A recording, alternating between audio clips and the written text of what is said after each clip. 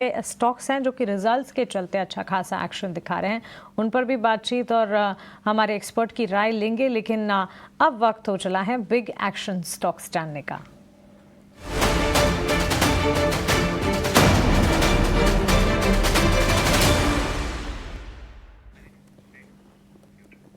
आशीषा जुड़ गई हैं बिग एक्शन स्टॉक्स लेकर। गुड आफ्टरनून आशीषा, बताइए। Good afternoon Mansi. तो सबसे पहले डिफेंस स्टॉक्स की ही बात करेंगे। जब से ही इंडिया पाकिस्तान टेंशन एस्केलेट हुए हैं और प्राइम मिनिस्टर नरेंद्र मोदी ने स्पीच दी है, उसके बाद डिफेंस सेक्टर के सभी स्टॉक्स में अच्छा खासा एक्शन दिखा है। लेकिन सबसे पहले एचएएल की बात करेंगे। नतीजों को देखें, सालाना आधार पर गिरावट दिखी है, आय में, मार्जिन में भी गिरावट है, लेकिन उसके बावजूद स्टॉक 3% की तेजी के साथ कारोबार करता हुआ।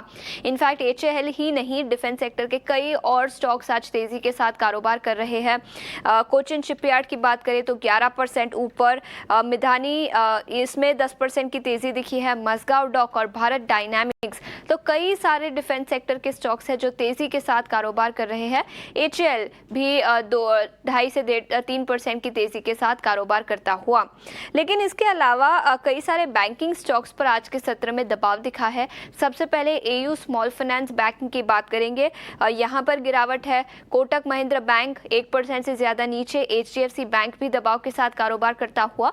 एयू स्मॉल फाइनेंस बैंक 690 के आसपास 1.5% से ज्यादा की गिरावट यहां पर दिखी है। इसके अलावा कई सारे stocks all time high levels पर है। सबसे पहले टायर सेगमेंट से सीएट की बात करेंगे, 3,900 के आसपास स्टॉक कारोबार करता हुआ 3.5% की शानदार तेजी सीएट पर दिखी है। लेकिन सीएट के अलावा सीमेंट सेक्टर से जेके सीमेंट 1.5% ऊपर, एस्टर डीएम में भी 3% से ज्यादा की तेजी। तो ब्रॉडर मार्केट्स में अच्छा खासा एक्शन और इसी के चलते कई सारे stocks all time high levels पर कारोबार करते हुए।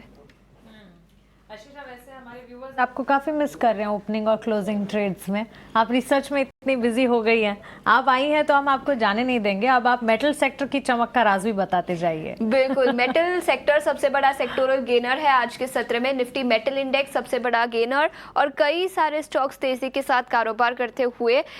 याद रखें, पॉजिटिव डील हुई इंडिया और चाइना के बीच, जिसके चलते याद रखें चाइना एक बड़ा कंज्यूमर है, सबसे ज्यादा कमोडिटीज कंज्यूम करता है। और जब से डील हुई है इंडिया और चाइना के बीच, पूरे कमोडिटी सेक्टर को बूस्ट मिला है और इसी के चलते मेटल स्टॉक्स के तेजी के साथ कारोबार करते हुए। लेकिन इन पर्टिकुलर टाटा स्टील की बात करेंगे, करीब 4% की तेजी यहां पर भी दिखी है। नतीजों के बाद मैनेजमेंट की कमेंट्री काफी पॉजिटिव निकल कर आई है। सबसे पहले कॉस्ट रिडक्शन की बात करेंगे। कंसोलिडेटेड बेसिस पर 11,500 करोड़ तक कंपनी अपने कॉस्ट कम करना चाहती है FY 26 में।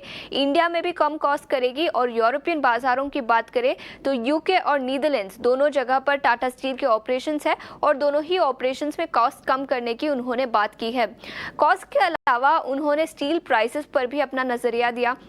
उनका मानना है कि स्टील प्राइसेस हाल फिलहाल गिरे हैं, लेकिन अब इससे ज़्यादा दबाव स्टील प्राइसेस पर नहीं दिखेगा। Chinese steel mills already losses कर रहे हैं इन स्टील प्राइसेस को लेकर, तो अब यहाँ से रिकवरी ही दिखेगी स्टील प्राइसेस में। डीलेवरेजिंग प्लान पर भी उन्होंने कमेंट्री दी। उन्होंने कहा कि डेट इस तिमाही में करीब 4 से 5% तक घटी है सिक्वेंशियल बेसिस पर और आगे चलते हुए भी कंपनी के डेट रिडक्शन के प्लान्स ही है। तो मैनेजमेंट की कमेंट्री काफ़ी स्ट्रॉन्ग निकल कर आई टाटा स्टील को लेकर, डेट रिडक्शन प्लान्स को लेकर, कॉस्ट रिडक्शन को लेकर, स्टील प्राइसेस को लेकर। और नीदरलैंड्स ऑपरेशंस जो अब प्रॉफिटेबल हो चुका है, वो अगले कुछ क्वार्टर्स तक प्रॉफिटेबिलिटी दिखाएगा और यूके ऑपरेशन में भी ट्रांजिशन के बाद प्रॉफिटेबिलिटी बढ़ती हुई नजर आएगी। तो कमेंट्री काफी पॉजिटिव और इसी के चलते टाटा स्टील में इन particular metal stocks in any case trade कर रहे हैं गेन्स के साथ, लेकिन टाटा स्टील्स में भी अच्छी खासी तेजी दिखी है। एब्सोल्युटली, तो मेटल स्टॉक्स में भी बढ़िया एक्शन और बिग एक्शन कैटेगरी में भी स्टॉक स्पेसिफिक ढेर सारे स्टॉक्स हैं जिसका जिक्र हम कर सकते हैं। आशीषा, शुक्रिया हमारे साथ जुड़ने के लिए और ये सारे के सारे स्टॉक्स हमारे साथ शेयर करने के लिए। जहां